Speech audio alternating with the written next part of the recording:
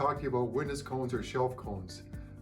They're often interchanged with the word terminology, but when we go to fire the kiln, you often heard, what are we going to fire to 04, cone 6, 06. So typically when we're firing low fire ceramics, we're always dealing with 04 and 06. So 04 is where the bisque is being fired, and 06 is when we're going to glaze fire them. Then we get into stoneware, we talk about cone 6, which is really hard to understand because cone 6 and 06, they get interchanged too easily. So we want to make sure when we're dealing with low fire, you always put a 06 in front of it. If we try to fire our low fire at cone 6, you're going to melt everything. And believe me, everyone's done it once, myself included. So I'm going to show you a little bit about the cones and how to operate them. So if we're dealing with the low fire cones, they come in a box of 25 like this. And they come almost like the old popsicle stage where you get it and you have to break it apart in two.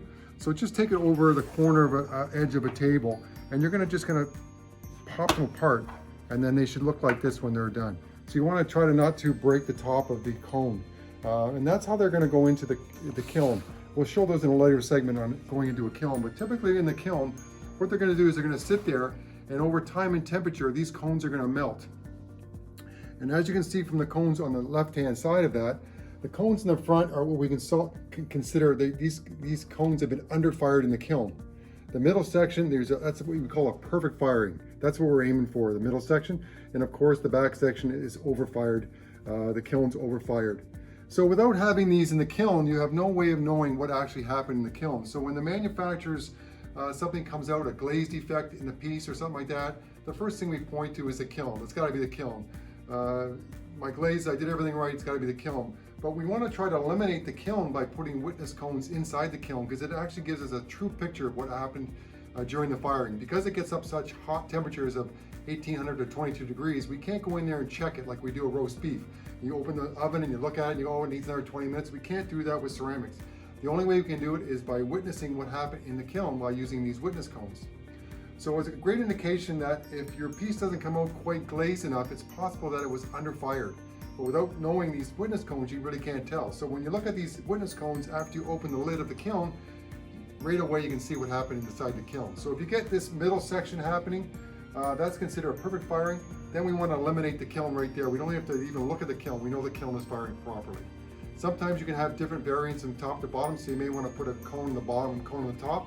But I really strongly recommend that we put one witness cone in the very center of your kiln, and that'll give us a really good idea of what happened in the kiln. So we're getting this result here that it's underfired. There are some steps we can do on the kiln to increase the hole temperature at the top temperature. So if you're getting this kind of result here, I would probably put a 5 to 10 minute hold time, maybe 5 minutes, and then next fire and do it again. Now chances are your pieces came out probably perfect in this situation here, but we don't want to rely on that. We want to get more in the middle section of these cones. And same thing with the back, overfired.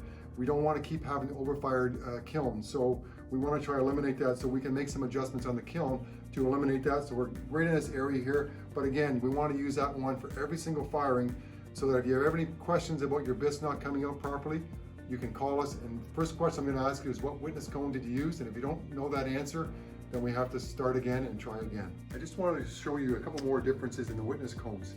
For the low fire, it comes like a clay looking color. And it does say 06 on it, very hard to pick up. I don't know if you can pick it up in the camera or not, but when they get fired, they go darker. So this is the same witness cone, just fired and unfired. Now for the stoneware or the high mid-range glazes, we use cone 6, and it goes in pink and it comes out white. So again, you can see that underfired here, looks as a good firing. That one's starting to overfire a little bit.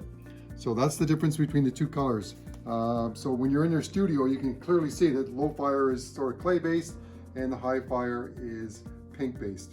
So in summary, we want to make sure we use a witness cone for every single firing, whether it's low fire, high fire. We want to make sure we use these witness cones, and it will guarantee what happened inside the kiln. Very, very important. So when you ever have a problem and you're going to call for support, whether it be ceramic arts or anybody, the first question they're going to ask you is what happened inside the kiln, and these witness cones will tell you right away what happened, and then you can solve the issues.